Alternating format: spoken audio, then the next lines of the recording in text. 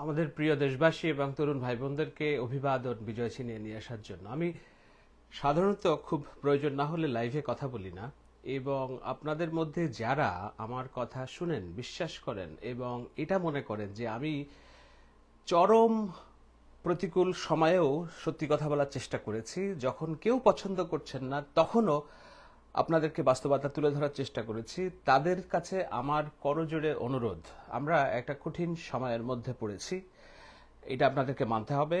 বিজয়ের আনন্দ যেমন আছে, কঠিন সময়টুকু আপনাকে মানতে হবে। আমাদের সামনে ৭২ ঘন্টার একটা কঠিন সময় আমরা অতিক্রম করছি।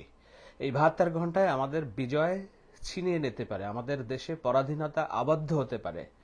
শেখ হাসিনার রেখে যাওয়া প্ল্যান বি এবং তার যে পুরনো সংস্কৃতি, আগুনে পোড়ানো, ভাঙচুর করা, মন্দিরে আগুন দেওয়া, সংখ্যালঘুদের নিরাপত্তা নষ্ট করা, এগুলো আওয়ামী লীগের রাজনীতি। আমাদের মধ্যে থেকে কেউ কেউ, কোন কোন গোষ্ঠী আওয়ামী লীগের রাজনীতি করছে, অথবা আওয়ামী লীগের লোকজন আমাদের ভিতরে ঢুকে দেশকে অস্থিতিশীল করার চেষ্টা করছে, যার পরিণতি ভালো না। না এই কারণে যে আমি যখন আলাপ করছি তখন ভারতের প্রধানমন্ত্রী নরেন্দ্র মোদী তার জরুরি মন্ত্রিসভার বৈঠক ডেকেছেন। কারণ একটাই, বাংলাদেশ পরিস্থিতি সম্পর্কে জানা যে কি হচ্ছে, এবং এর মধ্যে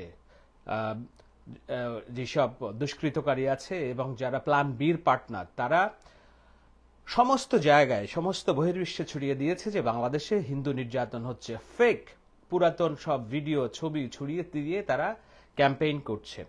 আপনারা জানেন যে ভারত আমাদের প্রতিবেশী দেশ। আমরা আমাদের ভাগ্য বদল করতে পারি, আমরা আমাদের সবকিছু বদল করতে পারি, কিন্তু প্রতিবেশী বদল করতে আমরা পারবো না। ভারত যে আমাদের পাশে, চারপাশে ছেয়ে আছে একটা মহিরুহের মতো, একটা দানব শক্তির মতো, এটা আপনাকে বিশ্বাস করতে হবে। সুতরাং আপনাকে শিখতে হবে কিভাবে ভারতের যে কর্তৃত্ববাদী সরকার আছে, সেই সরকারকে তো আমরা উৎখাত করেছি, কিন্তু উৎখাত করে আমরা আমাদের সরকার রাখতে চাই। সেই সরকার রাখার জন্য আমাদেরকে করণীয় ঠিক করতে হবে। এটা ইতিহাসের শিক্ষা। প্রত্যেকটা বিপ্লবের পরেই পাল্টা বিপ্লব হয়। আপনি ইতিহাসের শিক্ষা, পৃথিবীতে এমন কোন বিপ্লব হয়নি যেটার প্রতি বিপ্লব হয়নি। 1975-এ যখন শেখ মুজিবকে উৎখাত করা হলো, তার কয়েক ঘন্টার মধ্যেই খালেদ মোশাররফ বিপ্লব করলেন।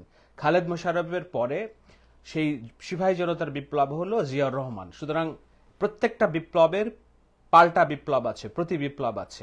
আপনারা যদি এইটিকে বিপ্লব ধরেন, আপনাদেরকে মাথায় রাখতে হবে একটা প্রতি বিপ্লবের প্রচেষ্টা চলছে। যে প্রচেষ্টার অংশ হিসেবে আমরা দেখতে পাচ্ছি যে সমস্ত বাংলাদেশে আগুন জ্বলছে, বাড়িঘরে আগুন জ্বলছে, সংসদ ভবনে লুটপাট হচ্ছে। আমি যখন কথা বলছি, একটু আগে ভিডিও দেখেছিলাম, আমি সত্য মিথ্যা জানি না, গণভবনে আগুন জ্বলছে। কেন গণভবনে আগুন জ্বলবে? কেন ধানমন্ডির 32 নম্বরে আগুন জ্বলবে? এগুলোর তো কোনো হিসেব নেই। কেন হিন্দুদের বাসায় আগুন জ্বলবে? এগুলো তো যারা ছাত্র আন্দোলন করছেন স্বাধীনতার জন্য, তাদের কাজ না। আমরা যারা সারা জীবন সম অধিকারের কথা বলেছি, আপনাকে বিশ্বাস করতে হবে এই ছাত্র আন্দোলনে অন্তত 10 জন হিন্দু প্রাণ দিয়েছেন।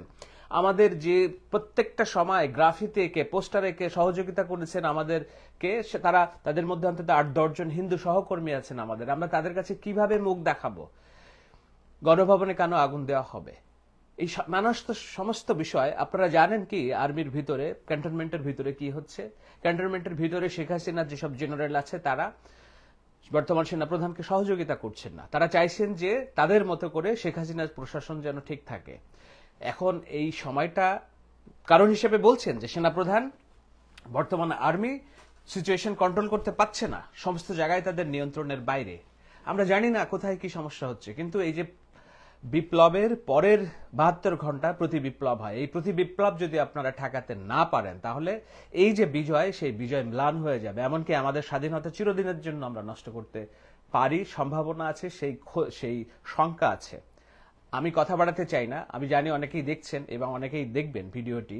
আমি বাড়তি কথা বলতে চাই না, কেবল এতটুকু কথা বলতে চাই যে আমি চরম দুঃসময়েও দাঁড়িয়েও আমি সত্য কথাটা বলে গেছি আপনাদেরকে। যখন কেউ আমাকে পছন্দ করেনি, তখনও আমি দেশের জন্য যেটা ভালো, আপনাদের জন্য যেটা ভালো, সেটা আমি বলেছি।